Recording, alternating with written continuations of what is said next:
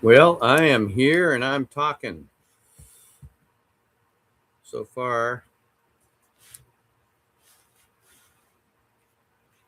doesn't look like we've got any attendees yet. Oh, there's maybe a couple. So hey, when you get in the chat, if you're in there and you can do the chat, make sure you know, do your voodoo there. Let me know you're here, wave, all that kind of stuff. Ask questions. I am the band wanted. Hey, how you guys doing, buddy? I'm excited today. It's the first time I've done this, so I'm probably gonna suck at it. So I hope y'all bear with me. But I got to a place where I started thinking we needed to kind of share some of the things we're doing. The music business being what it is today. Um, it's very fragmented. It's very tough for independents to get out there and get much done, and it's just getting worse and worse because there's so many different ways to put content into the marketplace. So. And there's just a lot of musicians out there, a lot of artists. I think that's a great thing. I think that the better the tools get and the more it allows people to express themselves is actually a great thing. But I've got a dog here licking my hand. It's very distracting. But anyway, so today I wanted to talk a little bit about what have I done or what have we done in Limberlost, and how we've gotten ourselves on some of the bigger stages out there, and being able to book ourselves into festivals as an independent. We don't have a booking agent. We've had a few. We have people we work with here and there, but most of everything that we've done, if you look at any of our big name, hey there, what's going on? That must be my buddy Dave Smith. Hi, Dave. Um, we've pretty much had to kind of do all these things on our own, and I will tell you, it's for anybody that's out there trying to make their way in the music business. We uh, we know it's a tough deal. I'm getting somebody's texting me here. I'm gonna see what's up, make sure. Yes, I am. I've got people text me asking me if I'm going live. I am going live. I'm here. I'm live. Yes. Anyway, yeah, someday I'll have like graphics and all that cool crap. I'm still learning. But anyway, so with the music business and the traffic out there, it's really tough for people to there's only so many spots on a stage. There's only so many venues, and a lot of venues are getting smaller and smaller in terms of their number. People, a lot of them are closing down. Depending on what part of the country you're in, and but then there's there are these bigger stages and these bigger shows out there. And I know that I struggled for years trying to figure out how I could get my band without representation to even be considered, even looked at. I did all the main stuff. I did all the things where I, what do you call it? Fill out the forms and submission stuff. And I'm not going to say it doesn't work, but I'm going to say for me it didn't work. I found that if you can do something, um, if you can find something on the internet that anybody can apply for, chances of it being real or you getting it is probably pretty slim. Um, so, what I would suggest first and foremost, before we even get started too much farther down this path, is it's very important when you're talking about booking shows and booking festivals and or trying to get into certain venues or certain well, I'll use like going to Sturgis for an example. A lot of people want to, oh man, if you're a rocker, you want to play Sturgis, and it is, it's a party. It's a lot of fun, and there's a lot of work out there for musicians. But you have to know what Sturgis is, and you have to know what kind of act will be booked out there. It's not a, there's some very specific things that we had to learn as we went forward in the biz, and fortunately, we were able to finally get booked out there. But it took me like 4 or 5 years, um, and and it was the same thing with some of the major festivals up in the Pacific Northwest. It just took time and time and time. And what I realized is it wasn't these forms that I was filling out. It wasn't the submission emails and all that.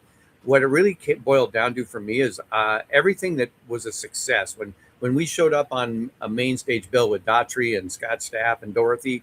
That came through a personal relationship and a personal contact I made with the actual owner of that festival. The same thing has happened with one we just did recently.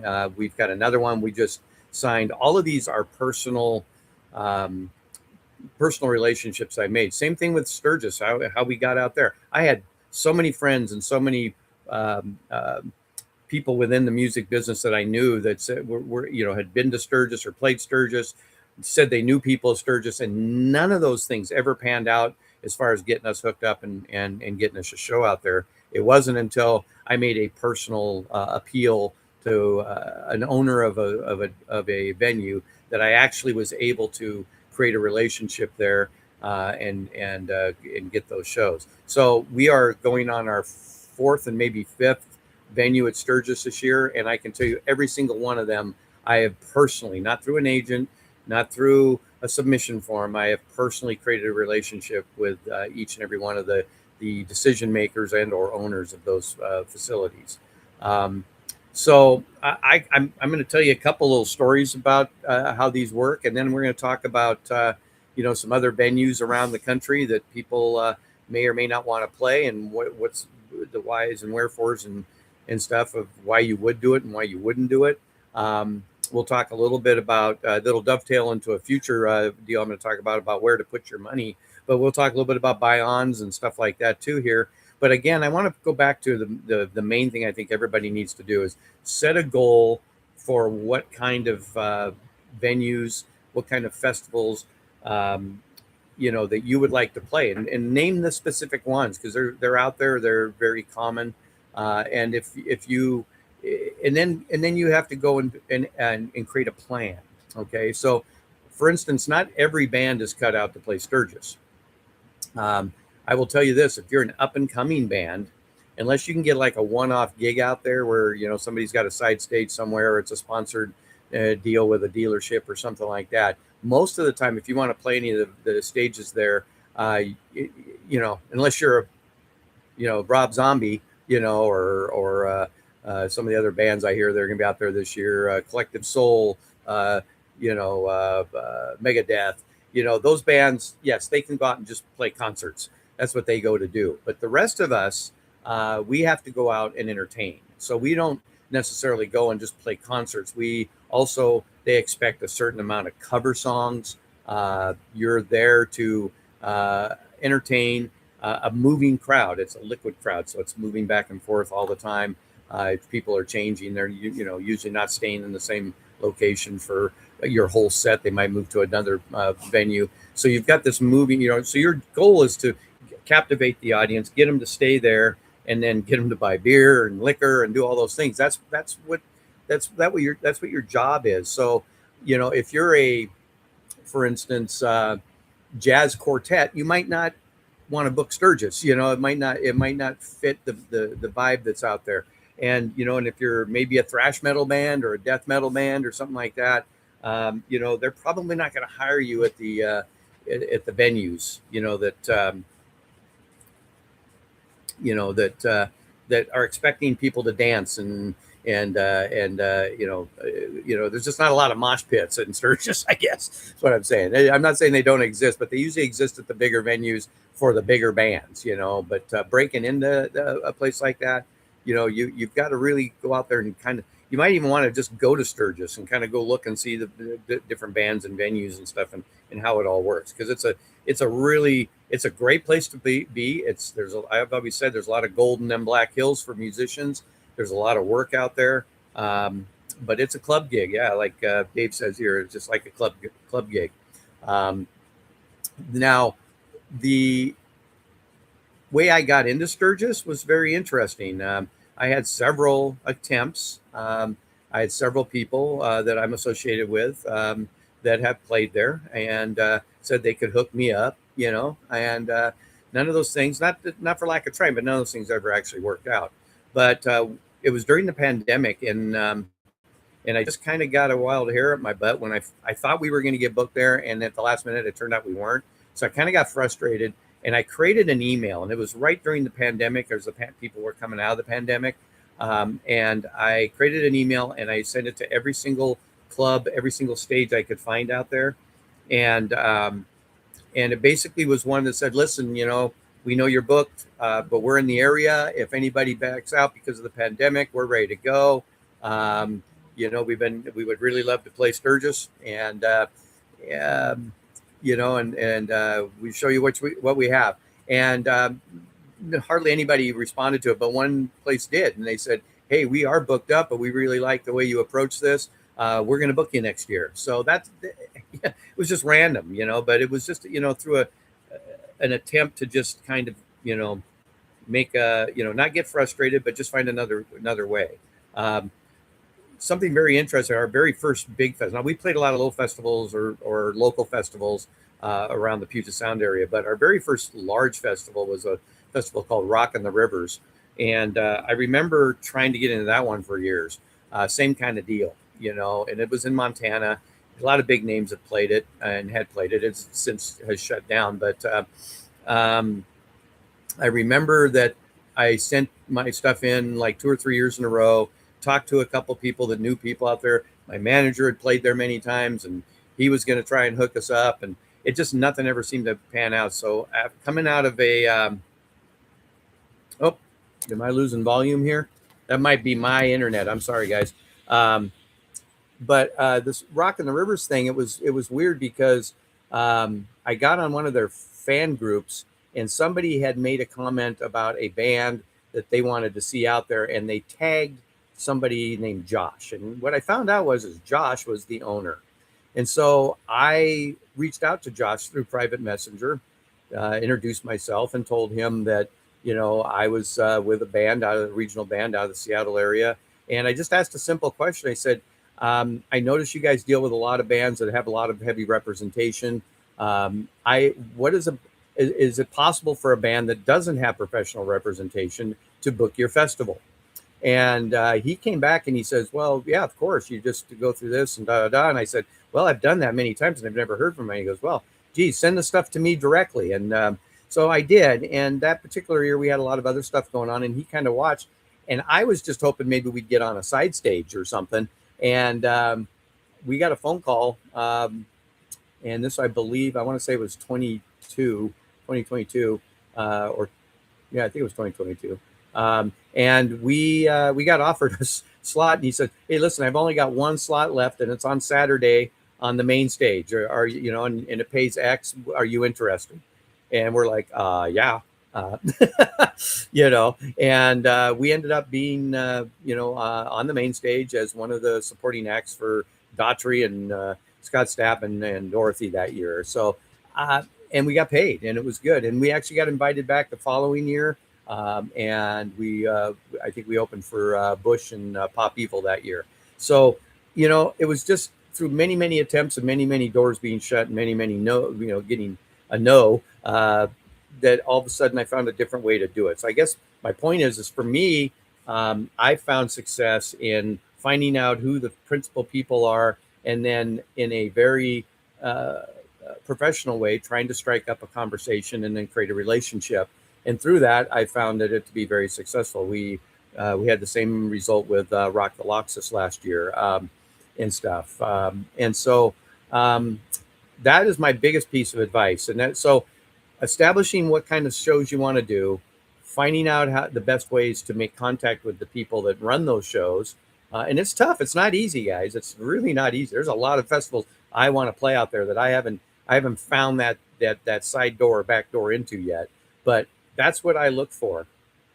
Hopefully someday, we'll get big enough that we'll have a large, label level style of booking agent that can walk right into these places, and the gatekeepers they call them. But that's the best way I can tell you is just not to give up, have a plan, and then execute that plan. And it's not always going to work, but if you continue, if you continue to try, I've just found that those results pan out for themselves.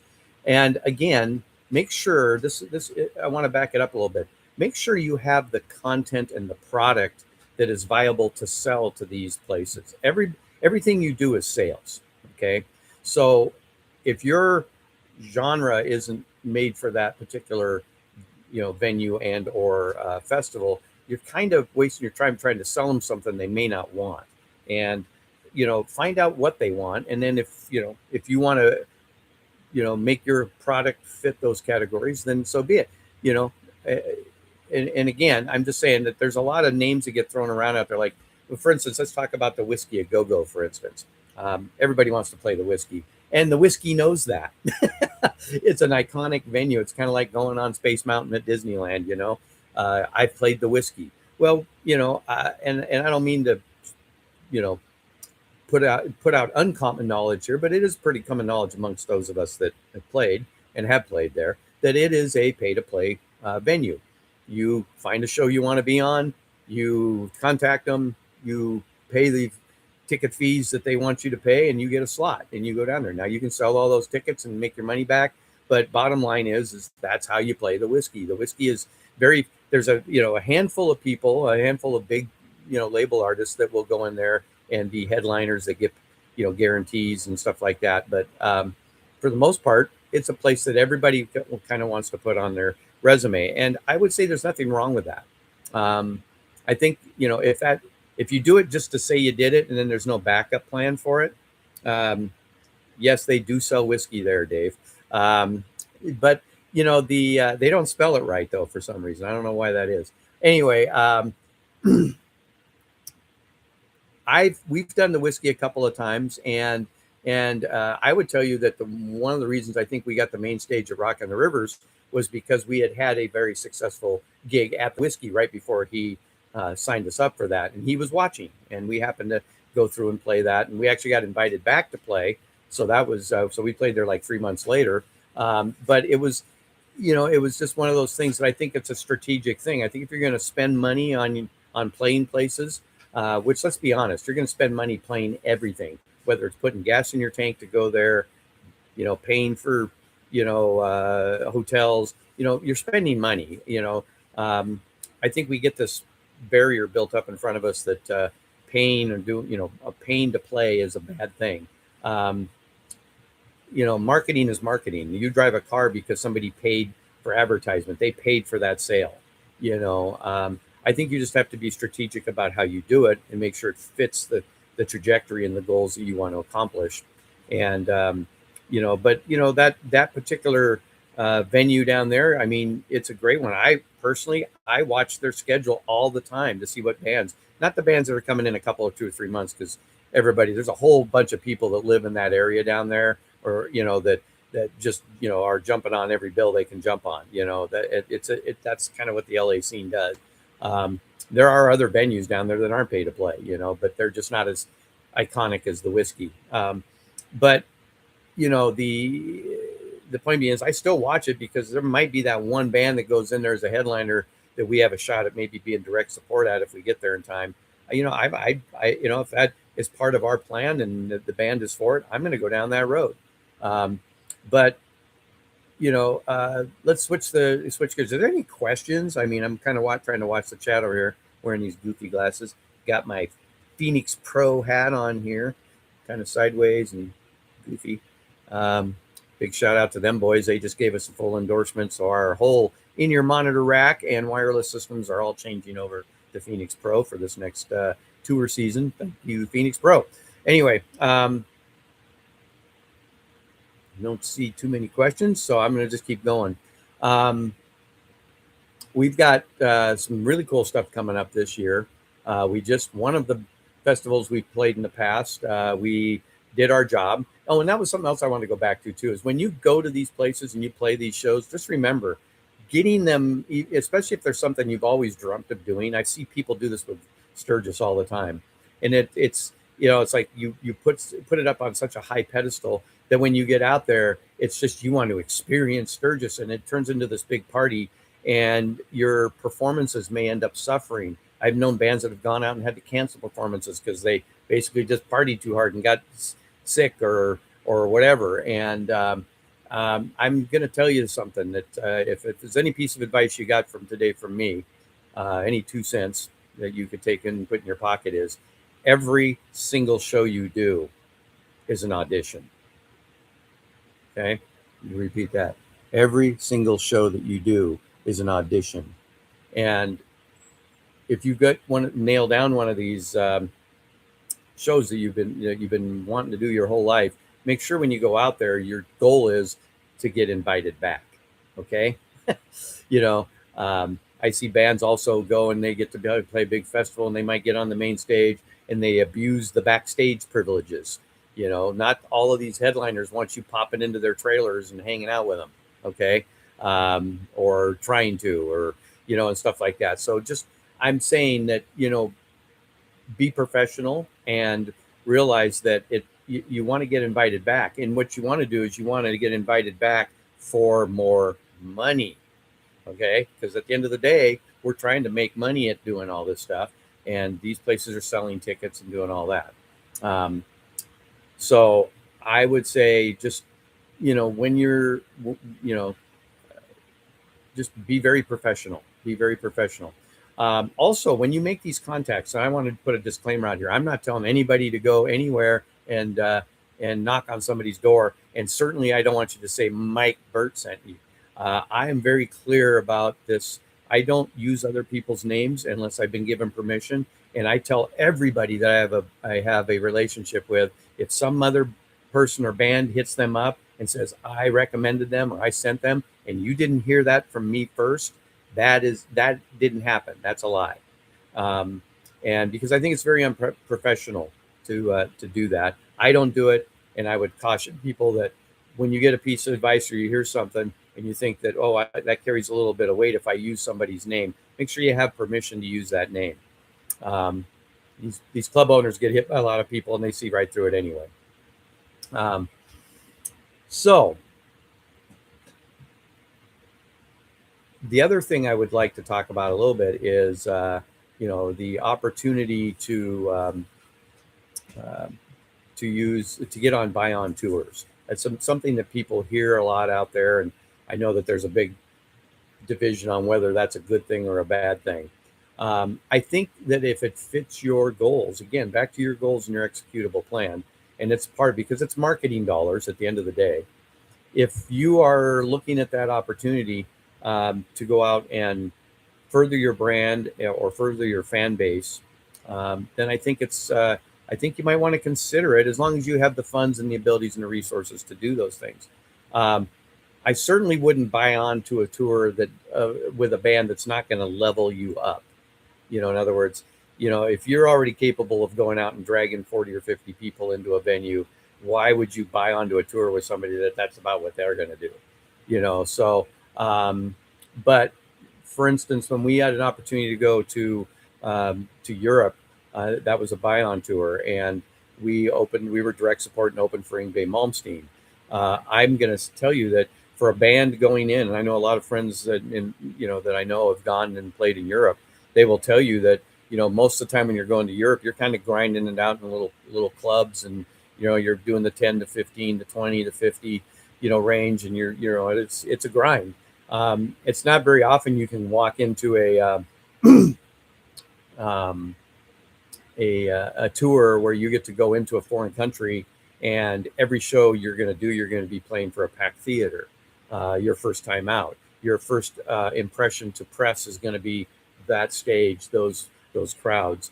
So yeah, I think that was a very smart move for us, because we got to play 7 sold out shows from Belfast to Rome, and and we were on the back of a Titan. Of course, those weren't our crowds, but I think it was a wise move for us to do that.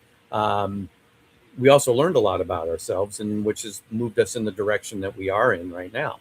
So I think that those are things that you have to sit down with your management and or your band, your brain trust, whoever that's supporting you, or whoever's part of the decision making, and you guys need to lay these things out. But I think they should be laid out in a large scale. They shouldn't just be one off. Hey, let's go do this. Let's go do that. I think you should have it as a part of a bigger plan. I wanted to go back to one other thing too, is about playing festivals, and why I think they're for an up and coming band that wants to get on the rise and bring their value up, is that I think you need to look at festival opportunities. And here's why. If those festivals are large festivals, there's a thing out there called Polestar. And Polestar is a ratings company that most all the major booking and major festivals and major shows look to gather information about an act that maybe they don't know a lot about. And there's ratings that go on those that tell them what kind of draw you have and what you might be worth. So when you ask for a certain amount of money, one of the things they're going to look at is your Polestar rating. And if your Polestar rating doesn't line up with what you're asking for, you're probably not going to get it. And the sad part is, with most of these places, you only get one chance to make a good impression. So you want to make sure, A, you're not leaving money on the table, but also you're not overselling yourself to the point that they're just going to go next, because like I said, it's a crowded field out there. There's a lot of people that want to do this. I don't think you should be doing everything for nothing. I think you should level up. And when you're playing bigger festivals, most of the time those things do pay if you're a band that can, that has some kind of appeal and or performance value.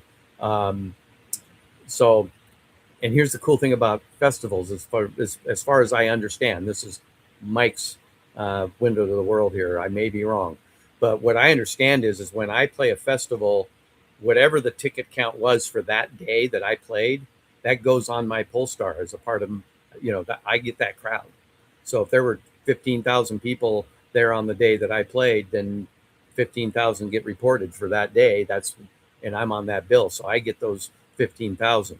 All the way down. So what you're really looking for is to get an average Polestar rating that shows a draw, and you want to get a draw that's maybe up around showing, anywhere north of 1,000 people, 500 to 1,000 people. Those are paying gigs, guys. There isn't nobody that's not going to sign you onto a tour if you're the right fit, if you got an average draw of 500 people everywhere you go. Well, part of that is part of how they're going to look for that is through your Polestar rating.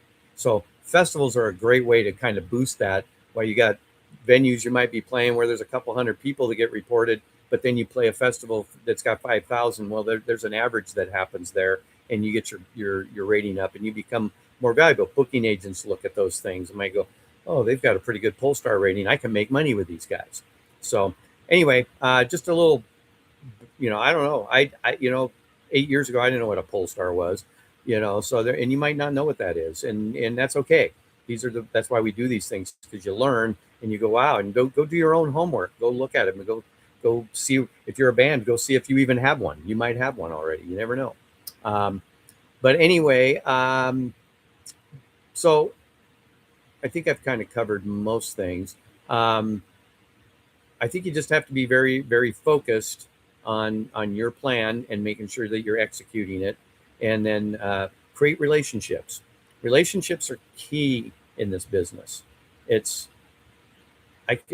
other talks I'll have about some other sides of the industry and some other things that we're doing to get on the charts, and things that we're doing to, how we do our marketing and how we do our ad, how we do our e-commerce and all those things. So we're gonna be sharing a bunch of, little tidbits about that over the next several weeks. And I will tell you, the root of every one of those things is we have a goal. We have a plan, we execute that plan, and we build solid relationships to help execute that. The team you put around you is very, very important. And the better your team, the more opportunities start to arise. We put out this last album, we had a pretty good team around it. But you know what? Our team grew because the content was good. We also attracted our first front of house guy, who was not just a sound guy. This guy's like one of the sound guys. He's, he just had an opportunity to go out and, tour with Ghost, but ended up getting COVID right before it, so he didn't get to do it. He's toured with Lady Gaga. He's done whacking several times. He's, ran shows at the Whiskey, toured to 300 shows, something like that. He's very, very good at what he does. He's so good that we are looking at the opportunity now, because of him, that with the series of shows that we got coming up, that we're probably going to be able to put out our very first live album. So, that opportunity, that wasn't on the plan originally. It's something we talked about, but it wasn't realistic. And all of a sudden we found a team member that came on board because we were executing our plan. and now we've got this opportunity. Um, Opportunities that we have at Sturgis this year grew out of that album. Um, you know, the radio people we're working with, and some of the things that are happening there, some of the other people and podcasters and stuff that we've gotten to meet through the execution of our plan to release this last album grew our team. And so I would say execute, stay focused, and keep your eyes open, and you'll find people. And the more people you can get around you that are willing to help you, obviously the better things are going to be. So you have to be inspiring, you know. And I guess my last bit of advice, I have this book, but I left it in our other car, and our other car's not here. So at the end of my podcast or my lives from now on, I've got a book I got for Christmas, and it's got uh, weird facts that don't sound true but are, kind of thing. And there's some pretty bizarre stuff in there. So I'm going to be sharing at least one of those with you at the end of every one, but I won't have one this time. But I will give you this little piece of advice before I sign off. A very wise friend of mine once told me, when you go into a room full of people, if you want to know who the smartest person is, he goes, it's usually the one that's not talking. And as you meet people in this industry that are doing the things that you want to be doing, it's always good to use your senses in the proportion they were intended. Most people don't. You have 2 eyes and 2 ears and 1 mouth. And most people use that in the most reverse proportion. So always be listening, always be learning. You will never arrive. You will always there's always somebody that can teach you something. And I think that's the other thing that helps us a lot is that, we may not always agree with whatever we hear and what everybody tells us to do, but we can always learn something from it. And, and you take what's valuable to our plan, and then we insert it. And so I would just say, keep your eyes and ears open and look for opportunities, because they usually pop up when you're not expecting them to. And if you're not listening and looking, you're going to miss them.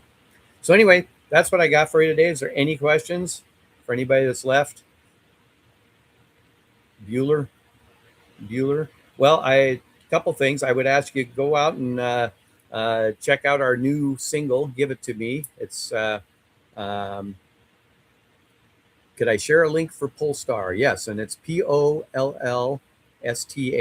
And yeah, I'll put that in here when I edit everything down, and I'll put a link to Polestar in here. Is there anything else I mentioned that you'd like me to do? I'd be more than happy to do it. If it's within my powers. Again, I just want to thank those of you that did take the time to come and listen. This will obviously be up on our channel, so you can always go back and retool it or re-listen if there's something on there you missed. I tend to ramble, and I tried to stay on course, and I really just wanted to talk about stuff that was real and stuff that we've done. I get asked this every single year. Hey, bro, can you hook me up at Sturgis? Hey, bro, how'd you get on that festival? Hey, bro. And, I just, it's one of those things where I think you have to really be in a mindset that it's not the result that you want to look for. You want to look for the methods. Okay. The results will come if you do the right methods. And I would say create relationships, and create inspiring content. If you're not doing that, then it doesn't matter. How do we find Polestar? I will put the link up. The band Wanted. Thank you for that question again. I'll put the link up, and you can go check it out. But again, it's also something you could do some research on. Again, it's like I said, it's Pollstar, and you could do a search up on that, and you can do a little bit of a background, Wikipedia on them and find out what kind of company it is and what they do. I don't want you just to chew off everything I just said. I know for me it's been an important thing because I had several people tell me that. Nothing's more embarrassing when you go to book something and then the first thing they ask is, well, what's your Polestar rating? And you're going, what's a Polestar? Boom, next. You know what I'm saying? So constantly being in education mode because there's just so many things. I just learned, and I've got a new EP coming out. We just switched over on some distribution, and I'm working with my manager. And next thing I know, he's saying, "Hey, did you do this? Have you done that?" And I'm like, uh, I didn't know about those things. And I usually have a laundry list of things that I'm doing when I'm putting a single together. And I found that there were two things I wasn't doing, and I had to go back through our whole entire catalog and plug those holes. So anyway, that's what I got for you guys today. And thank you very much for joining me. And hopefully, hopefully I gave you something. And you, if nothing else, I uh, sidetracked you or distracted you for 35 minutes and 37 seconds. And you can have a great day and happy Valentine's Day in advance for all of you out there that are chocolate lovers and whatever else you're going to do this weekend. And yeah, thank you very much.